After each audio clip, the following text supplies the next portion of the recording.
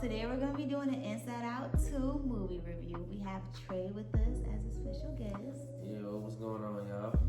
I'm really excited to talk about this. We went and saw it last week, I want to say. Last Sunday? Something like that, yeah. At the dinner theater, and it was amazing. 10 out of 10, definitely recommend. So we're going to go ahead and get right into it. Okay, so if you saw the first Inside Out, then you know the original emotions were joy, anger, sadness, fear, and disgust. And the movie starts out with those same emotions. As it started before, joy is narrated in the beginning. And I really like how they do that because Joy is one of my favorites. She's just so bright. She lights everything up. And it starts at her hockey match and, just goes through the vibes, and she has her normal emotions that she's, I guess kind of used to, and that's like her normal thing. Went through each one as the game was going on. So she did something she liked. Joy was Oh yeah. doing her thing. And when she needed to get mean on the court, or I guess the hockey rink. On the rink, yeah. Yeah, on the ice. Yeah, on the ice. Anger was heated. Anger. He did his thing, so that was cool. I really like how Pixar did the animations. Like, give Disney Pixar their 10s, give them their big ups, because they really do a good job with the animations and just with the attention to details. Like, when Anger gets mad, you can literally see the flames on his head. Like, he fired up. Like, I really like how they took into consideration, like, just the little small details, because it is a kid's movie at the end of the day, but so many adults and older people can just relate to it as well, because the storyline is just that good. So, and like with disgust, oh, I love her. Her look. I feel like disgust is just so, she's like preventative. Like, she's gonna make sure you keep your standards high, always keep them high, never lower them, stay on your tippy toes. I love disgust. I think disgust really makes sure like you keep your head on straight. So from there, I guess like Riley, she got invited to the camp. Right. Her and her two best friends. So they get invited to the camp, and that's really major. That's big because I believe they're transitioning from from middle school to high school. So if you play sports, that's a big thing. So right before she gets to camp, boom, boom, boom. It was a weekend camp, right? Yeah. It was just a weekend, yeah. And right before she get to camp, in the middle of her sleep, bruh, puberty hits. I just felt like that was so crazy because emotions don't wait on nobody. Like, how you feel, it don't matter. You could be the biggest day of your life and puberty. So from that point on, I really liked the way that they did the whole construction. Like, the construction workers were hilarious. They had no respect. They just busted up in there and just changed their whole control panel. Everything was ultra sensitive, and I really liked that. I didn't even think about that during the movie, how they made the controls sensitive when you're going through puberty. Like, of course, like, the smallest thing might make you cry. The smallest thing might make you angry. You might be so irritable. And they did a really good job, like, just putting that into the animations. That was pretty cool. Her mom walked in the room and I forgot what she asked her, but she lost it. Oh my God. I'm like, dang, child. Right. I'm like, dang. And then in that part, that's when it zoomed into the mom's mind. And that is so cool how, like, Riley's parents, her mom has her emotions, and her emotions were all girls, and then her dad had his emotions, and his emotions were all guys. And it was just so cool how they did how different emotions can have, like, the different genders. They weren't just inclusive to that. I really like that. The emotions on the parents, like, once the puberty hit, they was like, here she goes. Right. Like, they knew what time it was. It was like, all right, we prepared for this, but you're not prepared for it. You're never prepared for it. So from that point on, we get introduced to the new emotions. We have anxiety, ennui, embarrassment, and envy. Anxiety, of course, is my favorite. Anxiety rolled up in there with her little baggage, which I thought was so cute. Come on now, emotional baggage. I thought that was just like, it's just the little subtle things that they did. I feel like as an older viewer, you really can kind of like peep and appreciate. And then they had ennui, which is like boredom, which yes, right, he's probably at your control panel. I thought it was cool because they had like their cell phone in their hand at the same.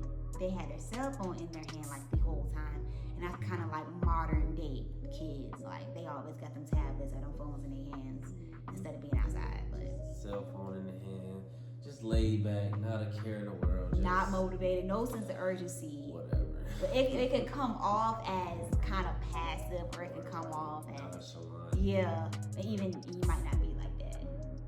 I mean, you could speak on it more than me. Let them know. I don't look, cause I don't know. Cause I thought it was gonna be called like I thought it was gonna be the nonchalant emotion, but instead of like boredom, which I guess it's. I'm gonna call you Wee Wee. Yeah. Ennui. Yeah. That's a nickname for him. Yeah, Joy's hilarious. I thought embarrassment was just so big and just so funny. Like I liked embarrassment. Embarrassment was so cute. Had his hood on. Yeah, not trying to be seen, not trying to be talked to, not too much. Look at him for 1 second. Yeah, that's zipping that hood right on up. I feel like I can definitely relate to that. I liked when sadness and embarrassment kind of like linked up, and she touched his hand. She was like, "Ooh, kind of sweaty." Like, "Oh yeah, you know when you're embarrassed, you have the sweaty palms and kind of the anxiety. Like it just kind of goes neck and neck." So the sweaty palm scene was real cute. I feel like they put a lot of detail in that. And then the last emotion was envy. Her small blue self. She didn't really get a lot of screen time, but I feel like her message was felt throughout the movie. So those were the new emotions that we got through puberty. So we got into the car with our parents and our 2 friends, and we were on the way to camp.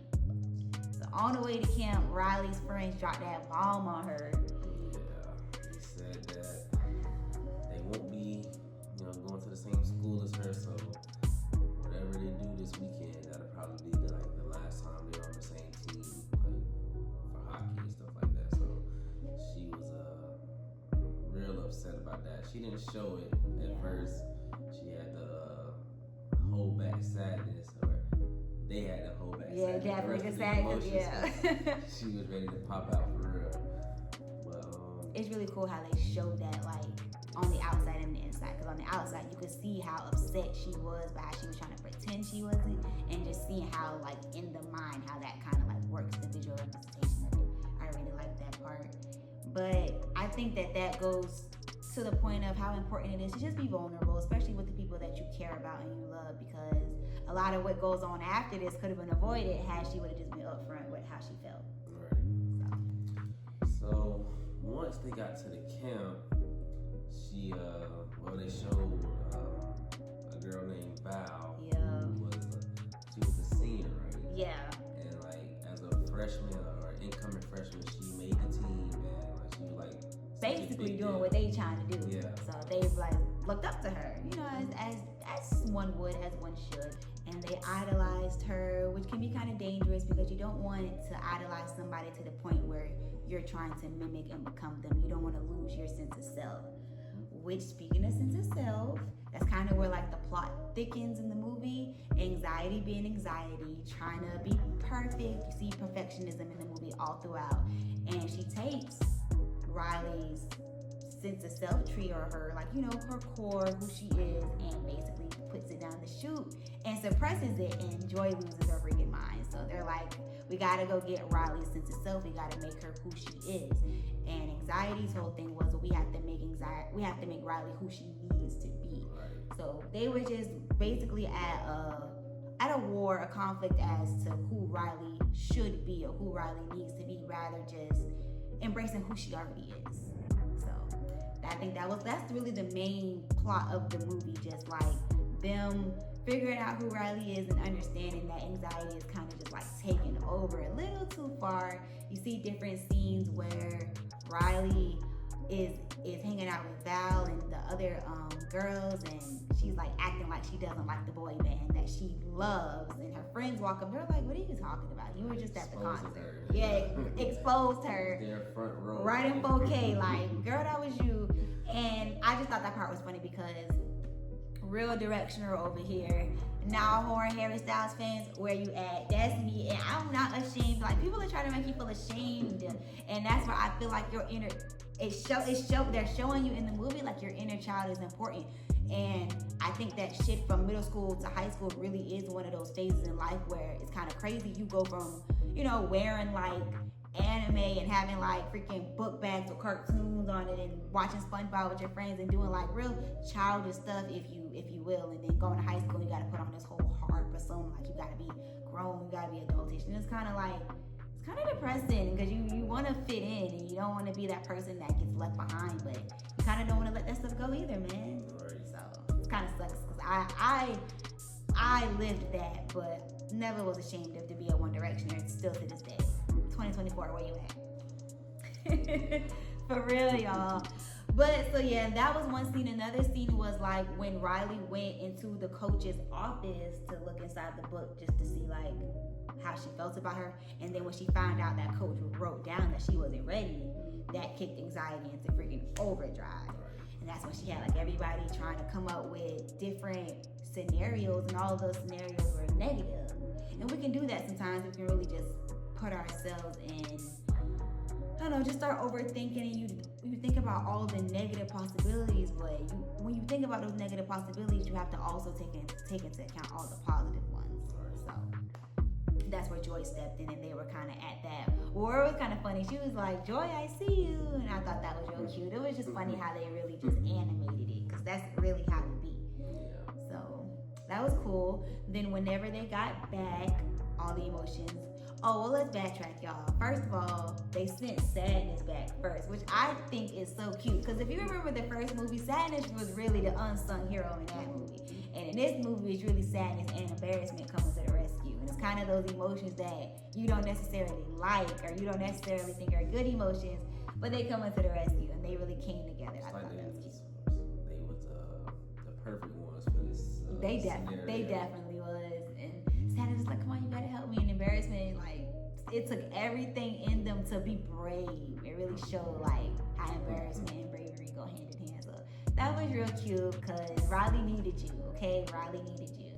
I think that the shoot was one of my favorite like elements of the movie, because it showed how we do suppress memories and we just throw things in the back of our minds. And when Joy and company was trying to get back to Riley and the rest of the emotions, you can see all of her old memories, like whatever the cartoon was that she liked that was popping up. That was freaking hilarious, because that reminded me of Dora. That's what you'll see in mine.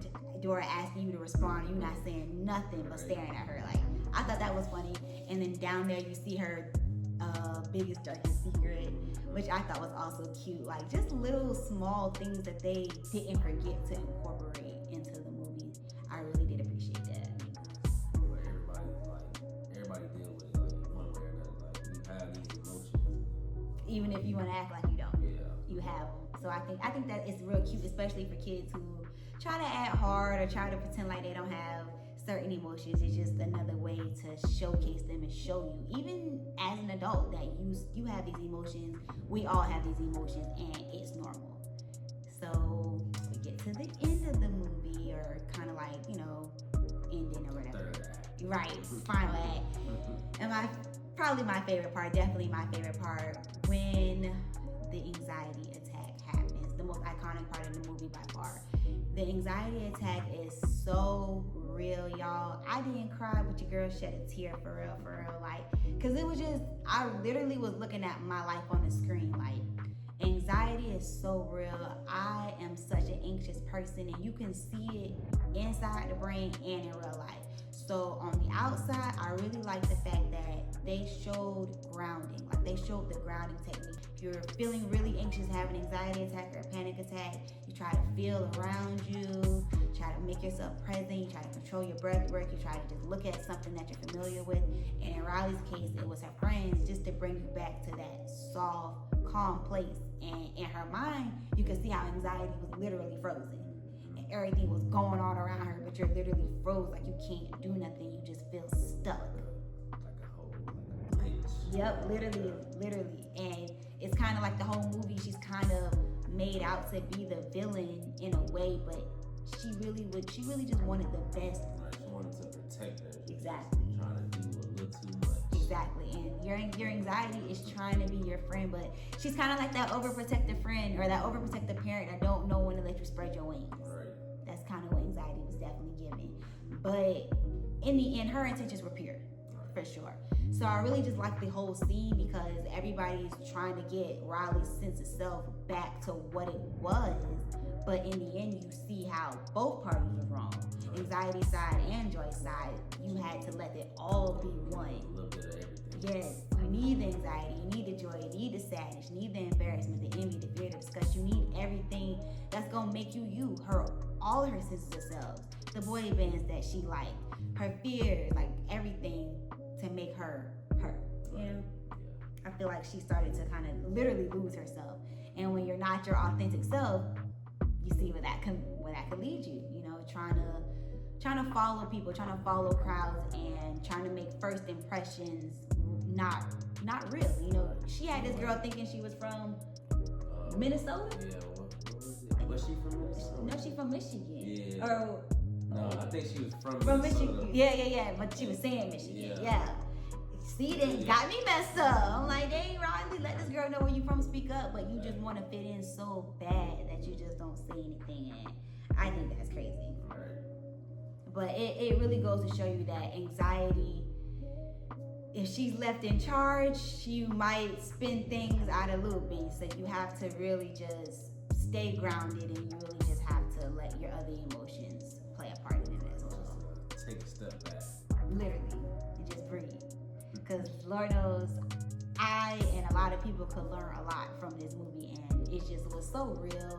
Because as somebody who is anxious, and you may be dealing with somebody who isn't anxious, that's just a real representation for them. So they can really see how you're feeling. Because sometimes you could put it in words, but you sound kind of crazy to them, you know, because they don't know, like they don't feel it. But I just think it was real raw. So they did a real good job just showcasing all of the emotions as a whole. And at the end of the movie, they had Riley opening up the decision to see if she makes the team, and they don't show it. Because honestly, is that really important here? We just had a whole anxiety.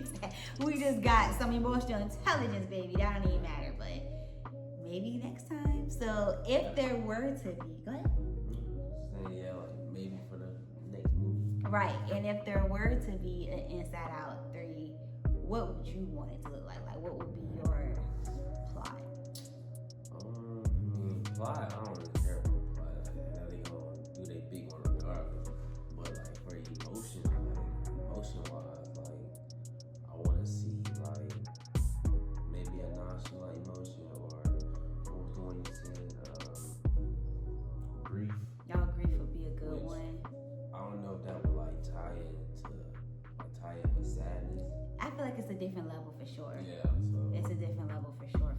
Like we can have, I think they could do grief. I would like to see a petty emotion. I would like my storyline for Inside Out 3. Well, obviously, like we have to see her go to high school. But if we do get that in Inside Out 3, I would like to see Inside Out 4 be the transition from high school to college. And if we get that, then for 5, we have to see post-grad life, because they just don't talk about how hard it is for postgraduates. Like, you done did all the work, you done got your degree, where the money at? Where the job? So 2, 3, 4, 5, 6. yes, 7. because it's real life, and we need help. Like, help us, and it's just another means of education, and it's something that people enjoy watching. And if people are gonna eat us up with the education, let's learn. Let's find different ways to educate ourselves, because emotional intelligence is something that I feel like gets neglected in schools a lot.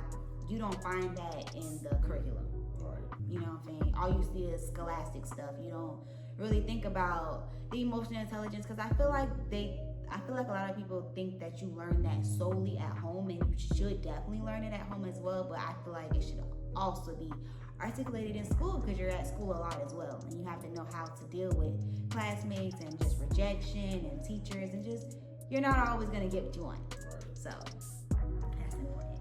So in the end, my biggest takeaway from the movie was just realizing that you need all your emotions, realizing that your emotions can work together in different ways. And it just really showed me how when you rely on one emotion, how that can really just kick yourself into overdrive or underdrive, and it can really hinder you from just success and being better.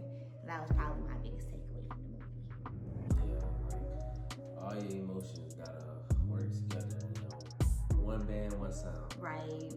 If you know, you know. But they all gotta work together. If one try to take over, then it can seem like it can send you either too high or too low. So you want to have all of them kind of like in tune with each other.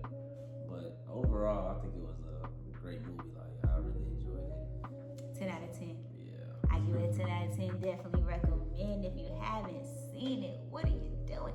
I feel like I'm definitely gonna watch it again. I'm not gonna pay for it again though. I'm gonna wait for Disney Plus to come back out, but it definitely was an amazing, amazing movie. So yes, y'all join the discussion. Let me know what would be an emotion that you would like to see in a future movie, or let me know what your favorite scene was, and also let me know what an Inside Out 3, 4, or 5 looks like for you. So if you like this video, make sure to give me a thumbs up, y'all. Please make sure to leave some comments. Let's continue the discussion, because these are the conversations we need to have. The ones you might not want to have, but you need to have, and these are the fun ones. I've been really excited about this, so let's chit chat, y'all. Let me know in the comments what you think. In the description box, you will find my Buy Me a Coffee, which really means Buy Me a Wing. To support the pod, head on over there if you would like to see my blog. Also, follow us on all social medias. You'll also find that in the description box, .mind.you. Mind you, y'all are the best community out here. You are amazing, you are blessed, and you are the best. I'll see y'all next time. Bye.